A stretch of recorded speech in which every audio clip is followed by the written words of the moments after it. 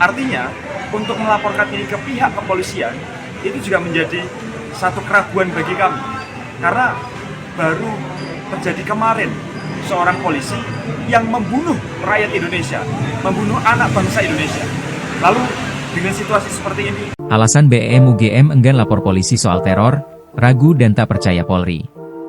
Teror yang diterima Ketua BEM UGM, Tio Ardianto semakin meluas.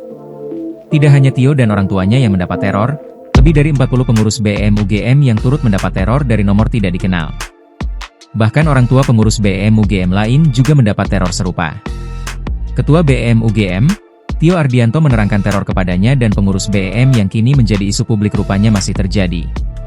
Pihaknya juga sudah berkoordinasi dengan Lembaga Perlindungan Saksi dan Korban, LPSK, Kaukus Indonesia untuk Kebebasan Akademik, KIKA, dan UGM. Meski banyak dorongan untuk melapor ke aparat penegak hukum, namun BEM UGM masih enggan menempuh jalur hukum. Fokus utama BEM UGM saat ini adalah menyampaikan evaluasi dan kritik kepada pemerintah.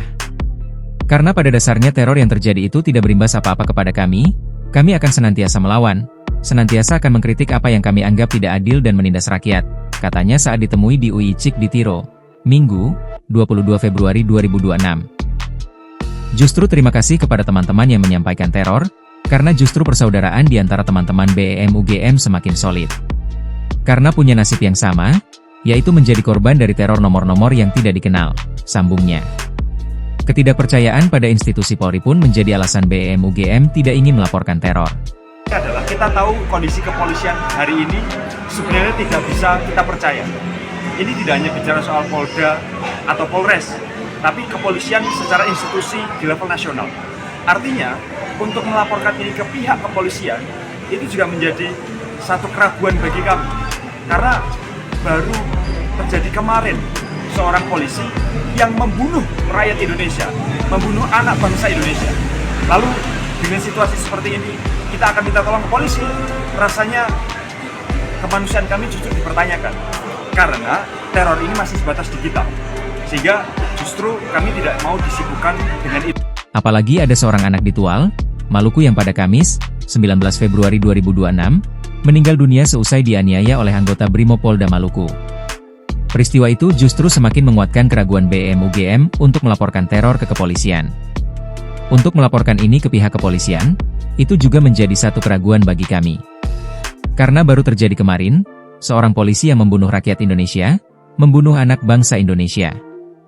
Lalu dengan situasi seperti ini, kita akan minta tolong ke polisi? Rasanya kemanusiaan kami justru dipertanyakan. Karena teror ini masih sebatas digital, sehingga justru kami tidak mau disibukkan dengan itu, terangnya. Tio justru menduga ada penyusup dari pihak tertentu yang sengaja dimasukkan ke dalam kepengurusan BEM UGM yang besar. Ia menyebut pengurus BEM UGM terdiri dari 600 mahasiswa, sementara jika ditambah relawan kepanitiaan hampir 1.000. Indikasi itu muncul lantaran ketidakjelasan alasan teror yang menyerang 40-an pengurus BEM UGM. Dari sekian nomor yang ada, kenapa hanya 40? Kami masih lacak kira-kira penyebabnya apa, ungkapnya. Karena ini bicara soal data digital, maka siapa yang masuk ke grup besar BEM UGM, ya pasti bisa mengakses siapa saja yang ada di sana, imbuhnya. Kami masih belum punya cukup waktu untuk melacak, karena tidak mudah rasanya melacak dari 600 anggota grup WA, kira-kira siapa yang akan membocorkan. Download Tribun X sekarang, menghadirkan lokal menjadi Indonesia.